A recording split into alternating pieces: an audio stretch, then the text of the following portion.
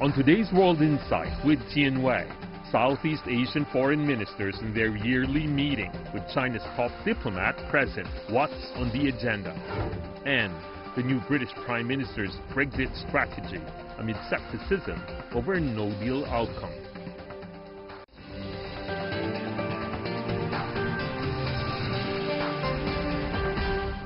Here is our host, Jian Wei. Hello and welcome to World Insight, coming to you live on CGTN from Beijing. We begin our show in Bangkok, where the 52nd ASEAN Foreign Ministers meeting is underway. Top officials from Southeast and East Asian nations, including China's State Council and Foreign Minister Wang Yi, are attending the 5-day event. The South China Sea and free trade issues many believe are on top of the agenda. Before we get down to a discussion with important players from the region, let's take a look at this backgrounder. The 52nd ASEAN Foreign Ministers meeting has opened in the Thai capital on Wednesday. One of the most important sessions, the ASEAN-China Ministerial Meeting, or the so-called 10+1 meeting, was just held. China's State Councilor and Foreign Minister Wang Yi announced the completion of the first reading of the single draft negotiating text of the South China Sea Code of Conduct. I want to stress that the reason we can complete the first reading ahead of schedule is because all parties are sincere and have a strong resolve to advance consultations, and the outcome must be cherished. This important progress has also given us more time for follow-up readings and strengthened our mutual confidence. China and ASEAN countries have forged deep relations in areas such as trade, security, and culture. One of the world's busiest maritime trade routes, the resource-rich South China Sea, lies at the center of a long-standing dispute between China and several Southeast Asian countries, and the Code of Conduct in the South China Sea aims to be a more effective way of safeguarding safety and freedom of navigation. Besides security issues, China's trade with ASEAN has been booming. Official data show that ASEAN surpassed the U.S. to become China's second-largest trading partner this year. So far, 10 countries from the bloc have signed BRI cooperation agreements with China. But many believe that China and the U.S. are competing for influence in Southeast Asia. The U.S. Indo-Pacific strategy seeks to strengthen American leadership in the region. U.S. Secretary of State Mike Pompeo is also in Bangkok to attend the ASEAN Foreign Ministers meeting. He has sought to push the so-called freedom of navigation in the South China Sea. Besides the ASEAN Foreign Ministers meeting, the ASEAN +3 Foreign Ministers meeting, East Asia Summit Foreign Ministers meeting, the ASEAN Regional Forum, and other related meetings are also set to be held from July 31 to August 2.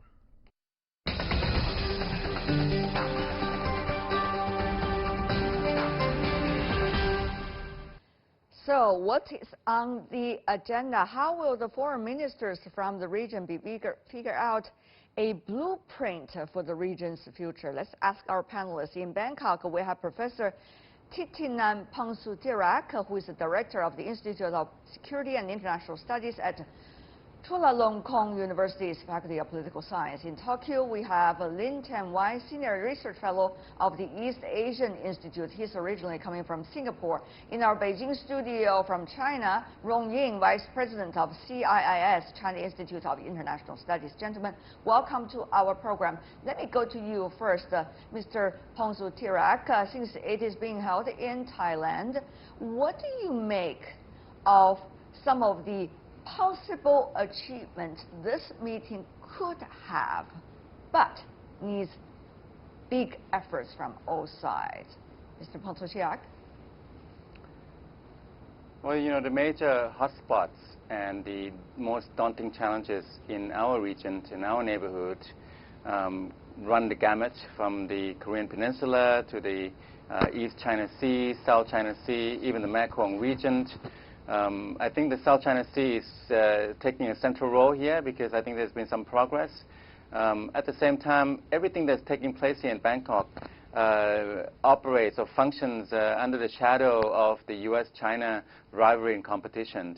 and the U.S.-China trade dispute and U.S.-China technology conflict and so on.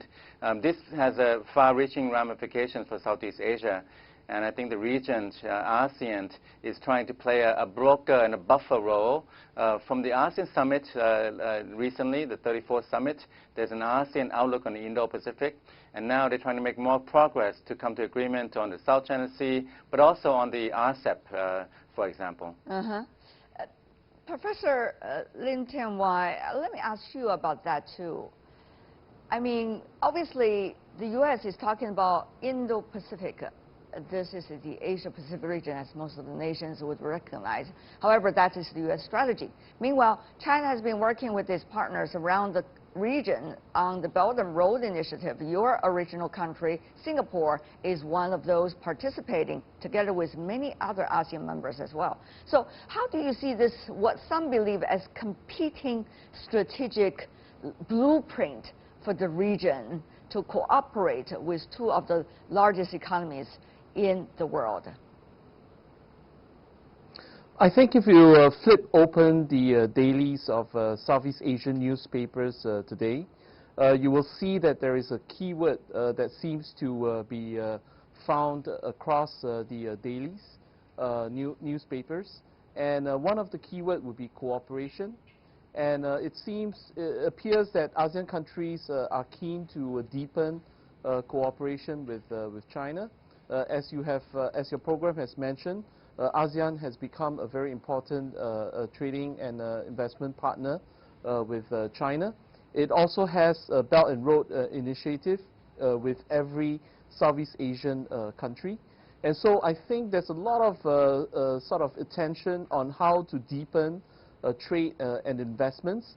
And in this sense, also to deepen and economic relations through RCEP, as well as other economic initiatives, including the Chinese interest in the smart cities in ASEAN. So I think the accent is on economic cooperation, and so this appears to be a defining feature of the current ASEAN-China talks that's going on. If you look at the numbers, Mr. Lim, just to follow what you just said about the trade relations, ASEAN countries recently has overtaken the United States as China's top trading partner.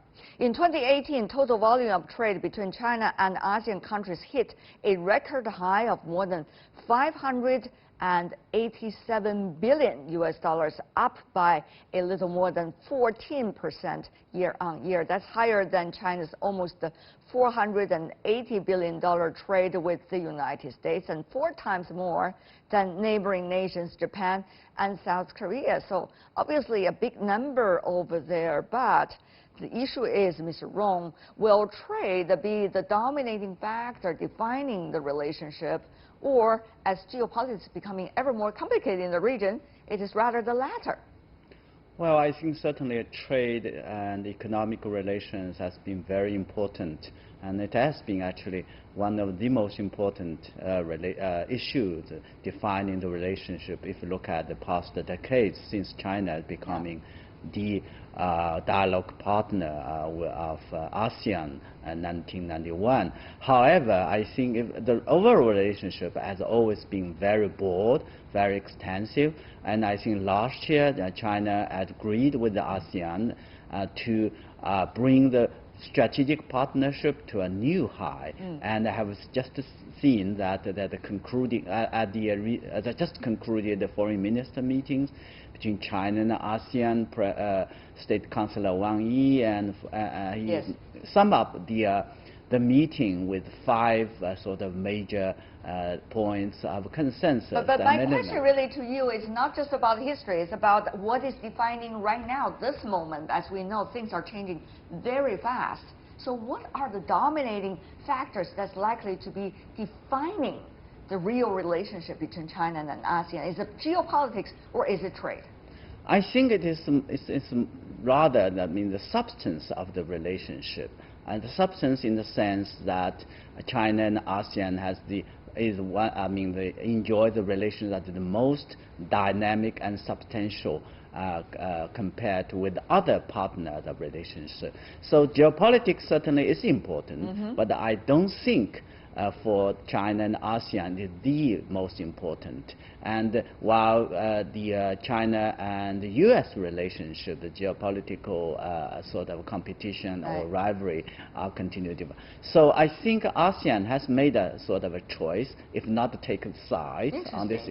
What is the choice that it is making in your I think if you read the outlook put forward by ASEAN outlook on Indo-Pacific, it is made very clear one of the key elements of their vision is they want to have a dialogue and cooperation instead of rivalry.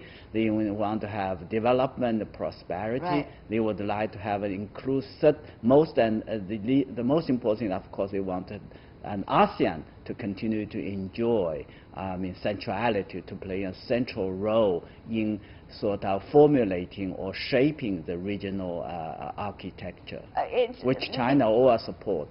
Mr. Lim from Singapore, now we all know that the ASEAN countries have traditionally been fascinated about the idea that when it comes to trade, let's work with China because that's the biggest market, it's the neighboring country, it's always convenient. When it comes to strategic and security issues, let's work with the United States. At least some of the ASEAN members, traditional allies of the U.S., would think so. So do you think that has changed at all when it comes to the real essence of how people in ASEAN countries think about their relationship with the biggest two countries in the region, Asia-Pacific? What in essence you are saying is what is traditionally known as a separation of politics from economics. And this kind of a separation is becoming more difficult for ASEAN countries to navigate. So instead of separating economics from politics, ASEAN countries is engaging both giants in both economics as well as politics. So in the case of China, you can see that Belt and Road Initiative is definitely the defining feature of economic engagement. And on top of that, you also have people-to-people exchange, and this could bring and reap rewards in the political sector as China offers scholarships for ASEAN students to study in China, and these students could become the future political and social leaders of ASEAN. So in this sense, you can see that the engagement is comprehensive. It is less sort of following the traditional format of separation of politics from economics, but an overall engagement in both areas. And the other good example is probably the Code of Conduct, where you have the first reading. And so that's another example in which there's political engagement with China as well. Professor Pongsu Chirac, I hope you can hear me now better. Well, we're still having some problems connecting to him. Now let's go to once again, our Thailand guest who is waiting on the screen right now. So let me ask you, just to follow up, since you talk about COC, many wonder what is the timeline of COC and what is the timeline of China to work out with the ASEAN countries on some of the important trade mechanisms for the near future. Mr. Lim. I think the previous victory, you could see that they all put all the documents on the COC into one single document. And now we have entering the stage of the first reading, and there will be 2 more meetings to come. And if you read the dailies of ASEAN newspaper today, you will see that there is a consensus to push forward these talks and meetings on the Code of Conduct. So it's a very positive sign that is happening, and it's important for all parties to exercise patience and let the procedure proceed, so that it can become more sustainable when the agreements are made. So the Code of Conduct is going to be very important. Yes, it's going to be very important. So let me also bring in maritime relations. Also bring in Professor Pongsu Chirac about that. Now, ASEAN countries are just like China, Asian culture. And therefore, people say things very politely. You really use abstract words like cooperation, engagement. But the question really is, to what extent are those words being implemented at least for the discussion this round, as we have just witnessed? Well, Tianwei, I'm sorry for the technical glitches, but I mean, for the South China Sea, I think the code of conduct is the key instrumental, I think, decisive set of rules for the region. It remains to be seen whether it will be binding, whether it will be ratified by the different authorities and different countries involved. But I think for Thailand, Thailand is not a claimant country, so it's trying to play a broker role. You have to bear in mind that next year will be Vietnam as the chair of ASEAN. Code of conduct this time, I think there's been some optimism because it's a bit of ahead of schedule. I think we've had some progress and unanticipated pretty early on. So far so good, but I think down the road we have to see whether it's going to be ratified by the different authorities, different parliaments in different countries involved, and whether it will be binding or not. This is a key issue, Tianwei, but also there are other issues. I think for ASEAN and China, you mentioned that the trade, bilateral trade, ASEAN and China has gone up sharply. I mean, visibly vis-a-vis U.S. I think this trend will continue because I think the U.S.-China trade war has still some distance to run. At the same time, we are seeing rising protectionism in different places around the world. This is a big challenge for ASEAN, also a big challenge for China. We are likely to see more integration within East Asia, within the China, mainland Asia, mainland Southeast Asia. So overall, I think that, the South China Sea, it behooves both China and the ASEAN claimants to come to some kind of terms that are satisfactory for both sides, because they have a lot to live by, a lot at stake, because the world is growing more adverse. Mr. Rong, in Beijing, obviously what the other two guests coming from Southeast Asian countries are trying to say is that, yes, COC regarding South China Sea, very important because it's about security. But as things are evolving, there are other priorities really coming up. For example, what's going to be the ways to deal with bullying, or in trade at least, to deal with protectionism, to deal with very different visions of the world in which smaller countries are going to have a hard time arguing for their fair share of the benefits. So, Mr. Rong, do you think other elements of this relationship could be a stronger foundation as we go between China and ASEAN?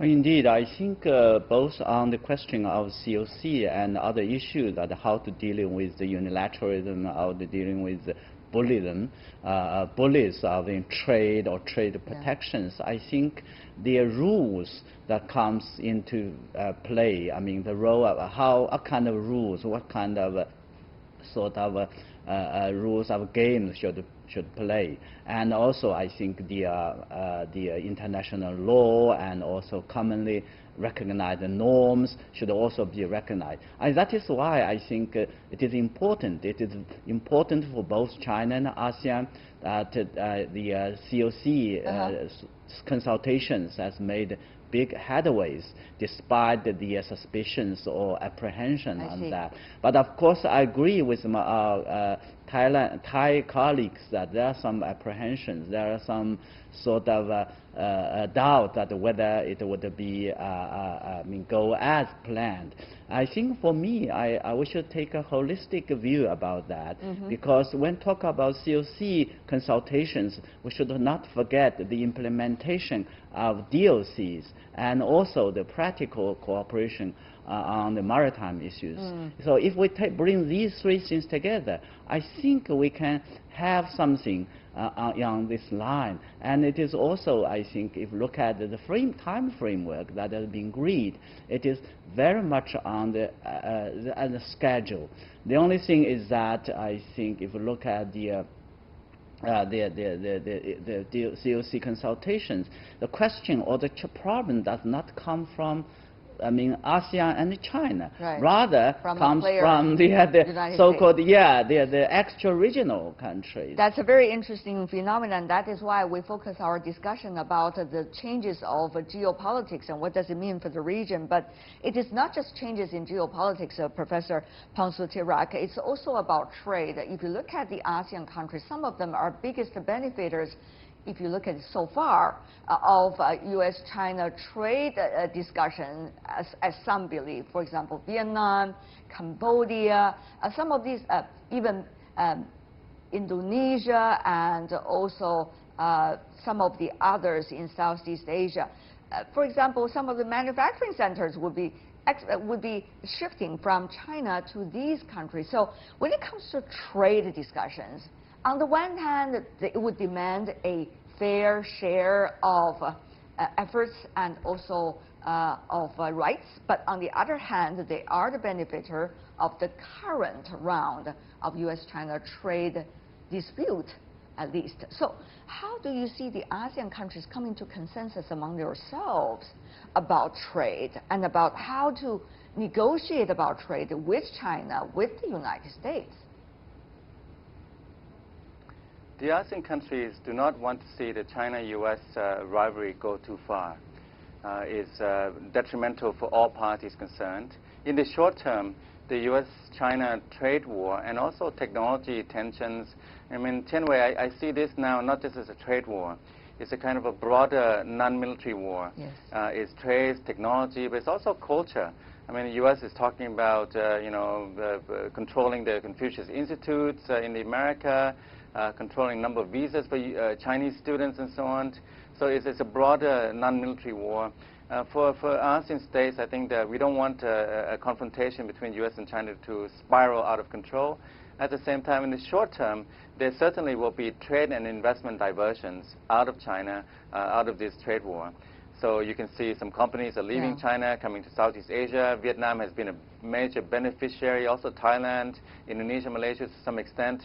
So short, medium term, I think some ASEAN economies will stand to benefit from these trade and investment diversions. But in the medium and longer term, I think we all will suffer.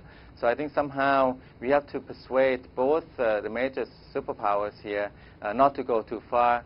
Washington, I think now, with the Secretary Pompeo's big speech this coming Friday, they will, I think, put some resources behind the FOIP, the Indo-Pacific Strategy, and looks like the U.S. will ramp up and continue to push back more aggressively against China. You have the BRI on one side, you have the FOIP on the other side. This is something that in Southeast Asia we are very apprehensive and alarmed by. We don't want the rivalry to go too far and get out of control. Mr. Rong, having said that, though, the ASEAN countries are having some very different views. We could see that very clearly from the statements that they put out before the meeting happened. So how is China dealing with the division within ASEAN? Let's just face it, it's a reality of life in ASEAN countries. So how is China going to deal with that? Is China going to engage with different countries and at the same time with ASEAN as a whole? Well, I think China always support and hope that ASEAN will continue to play a central role, and continue to work as a group. That serves the interest, fundamental interest of China. This is always the policy of China, working with ASEAN as a whole. In the meantime, of course, China also attach importance to its bilateral relationship with all the ASEAN countries. So BRI is a very good example. I think we have already, China and ASEAN have all the 10 ASEAN countries have signed the cooperation agreement. Now China ASEAN working for consulting for a kind of a synergy, to synergize BRI with ASEAN's master plan for connectivity 2025. That has always been an area China and us would like to have with ASEAN, deal with ASEAN as a whole. And I think this is a kind of approach that makes sharp contrast with other countries like the United States. And I'm also very much watching with great interest what Secretary Pompeo is going to speak on Friday. But I hope that it will be more positive and constructive and more inclusive. All right. Well, we're running out of time. This is really a fascinating topic. I'm sure it is not just the voice of Mr. Pompeo going to be heard, but also that of course, Mr. Wang Yi, who just made his statements earlier, and also all the foreign ministers coming from various ASEAN countries to see what they have to say and what they have in mind. For now, I want to thank the three of you. Titinan Ponsutirak, Lim Tian Wai, Rong Ying. Gentlemen, thank you so much. And you're watching World Insight with me, Tian Wei. Still to come on our live program. The new British Prime Minister's Brexit strategy amid skepticism over a no-deal outcome. That discussion right after this break. Welcome back. You're still watching World Insight, coming to you live from Beijing. I'm Tian Wei. British Prime Minister Boris Johnson is on his visit to Northern Ireland on Wednesday, the key battleground of Brexit, after his visit to Scotland and Wales in an attempt to unite the UK. During the visit, he said he's very confident that a new deal can be reached with the EU. But could Mr. Johnson deliver Brexit with or without a divorce deal? Before we get down to a discussion with people in the know, let's take a look at this. No red carpet rolled out. The British Prime Minister booed by protesters in Scotland. His meeting with Scottish First Minister Nicola Sturgeon face-to-face was not helping them see eye to eye over Brexit.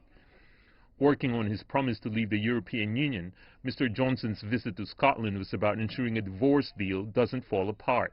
He insisted the UK and the EU could still chart a course to a new Brexit deal. What we want to do is to make it absolutely clear that the backstop is no good. It's dead. It's got to go. The withdrawal agreement is dead. It's got to go. But there is scope to do a new deal. Cranking up the pace for a no-deal planning, he seems to contradict cabinet colleagues who suggest that no deal is the most likely outcome. That makes me think that whatever Boris Johnson might be saying publicly about his preference being to strike a deal, in reality he is really pursuing a no-deal Brexit, because that is the logic of the hardline position that he has taken. And I think that is extremely dangerous for Scotland, indeed for the whole of the UK. Beneath the game of brinkmanship between London and Brussels was a more important message. When it comes to Brexit, from Theresa May to Boris Johnson, has anything changed? While Mr. Johnson believes he can still compel the EU to alter the deal, the bloc, for its part, repeatedly told London that the Irish backstop remains an unmovable red line. So a forced no-deal Brexit? A renegotiated deal? Or a request for the UK's fourth Brexit extension? Uncertainties over Mr. Johnson's Brexit nightmare, and he won't have much time to wake up from it.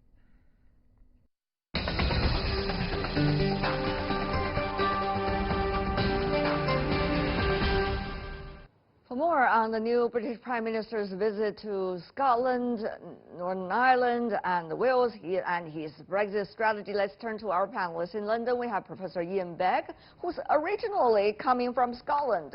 He is right now from the European Institute, of course, also co-director of the Darendorf Forum of the London School of Economics and Political Science.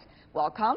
In Brussels, we invited Larissa Brunner, policy analyst at the European Policy Center. Welcome as well. Last but not least, in Beijing, China, Cui Hongjian, director of the Department of European Studies, China Institute of International Studies. I want to start with you, Professor Begg. I'm sure you are very dear to this topic. Do you think a no-deal Brexit possible? It's possible, and the chances of it happening have increased as a result both of the change of Prime Minister and the more hardline government that he's introduced. But I still cling to the hope that there are enough sensible people in the House of Commons, which you can see behind me here, to prevent it happening. It's also possible that what Boris Johnson is doing is ramping up the pressure today as a bluff to try to persuade the European Union to change some of its policies, in particular the one that was mentioned in your package, the Irish backstop. So if you take my optimism at face value, I'd say no, we're not going to have a no deal, but it's going to be a tricky few weeks trying to avoid it. Is it optimism or pessimism that's running in your mind, Ms. Brunner? I have to say I'm a lot less optimistic than Professor Ian Beck. I have to say because I think Boris Johnson has painted himself in a corner through his very categorical statements on the Irish backstop, which you've mentioned, and he doesn't just want to change it, he wants to drop it. And for the EU, that is completely unacceptable. So really the only way to stop no-deal Brexit would be through the UK Parliament, but I am a lot less optimistic that it will actually stop Boris Johnson if he is actually determined to go for no deal. I see Mr. Cui now, he's trying to make the trip to Northern Ireland, Scotland, and also to the Wales. Will he be able to, along his way, convince a few hearts and minds? It's difficult, as we know, especially for Scotland and also Northern Ireland. As we know, now it's very possible once there is a no deal, Brexit prospect. Certainly, I think there will be some negative response from Scottish local government. As we know, even maybe the second referendum to leave from the UK. Another issue, very difficult, is Northern Ireland. As we know, so-called backstop solution, once there's a no deal, it's very possible that there will be very, dangerous situation happen between Ireland and the UK. Yeah, but Professor Begg, at least he set a deadline, right? The end of October in a way. And at least he's talking about one possibility, that is a no-deal Brexit. Let the whole administration work in that direction. Now, will he have a bigger chance of succeeding than the previous one, Prime Minister May? Well, let's not forget that Theresa May also set deadlines of the 29th of March and then the 12th of April, so she didn't succeed in sticking to those deadlines. I think he has more chance of persuading some of the more awkward people in his own party inside the House of Commons. But the downside of that is he will lose some of those who were more supportive of Theresa May. So it's a you win some, you lose some kind of argument, or 2 steps forward, 1 step back, a different way of putting it. The risk is that it comes to a crunch in 6 weeks' time, probably in early October, when there's going to have to be very tough decisions on whether to attack Boris Johnson, including the possibility of a no-confidence vote in the House of Commons, because the procedure by which it will be stopped is as yet uncertain. And this is where the flexibility in the British constitutional system is both an opportunity and a problem, because we don't quite know how it would happen. Right, but Ms. Brunner, how will the places that he visits and the players in those regions, Wales, Northern Ireland, and Scotland, be able to, bounce back or against his suggestion? And how will they interact according to the politics of the region? And how will the EU read all these messages? These are fascinating questions. Absolutely. If we just take Scotland as an example, I think Boris Johnson is incredibly unpopular in Scotland, and it doesn't really help that the leader of the Scottish Conservatives, Ruth Davidson, has made absolutely no secret of her animosity towards Boris Johnson. So, in a way, I think the Scottish National Party, which is in government in Scotland and which was another Scottish independence referendum, is probably delighted at the moment, not least because leader and First Minister Nicola Sturgeon has actually looks I think makes a very positive impression to many people compared with Boris Johnson. So, and that will of course be watched very, very closely by the EU, because if a Scottish independence referendum were to take place and if Scotland were to vote for independence, which is by no means guaranteed because the polls split, and at the moment in most polls there is no majority for Scottish independence. But if that were to change because of a no-deal Brexit, for example, then the next question for the EU would be how to treat it and whether to sort of accept Scotland, well, basically pave the way for Scotland to easily access the EU. A series of questions, one after another, that can be asked. It's fascinating. But to you, Professor Begg, what about Northern Ireland, which of course is a crucial issue? How will Northern Ireland be able to react to Boris Johnson, and what do you think could be some of the messages sent to him or at least to his direction? Well, it's important to understand the divisions in Northern Ireland itself. The Democratic Ulster Unionist Party is keeping Boris Johnson in power because in the House of Commons he is a minority. Yes. And it's the 10 votes of the Democratic Ulster Unionists that ensure that the Conservatives only just have a majority today of 2, possibly going down to 1 next week after a by-election. If they change their minds, he's in trouble. But the other side of Northern Ireland is the nationalists. And for historical reasons, they don't take their seats in the House of Commons. They've always said, no, we will not swear the oath of allegiance to the Queen and therefore sit in the House of Commons. So that division in Northern Ireland is very powerful. Now, the great irony of what's happening around the backstop is that if it is no deal, then it's impossible to avoid a hard border in Northern Ireland, which is precisely what the backstop is designed to avoid.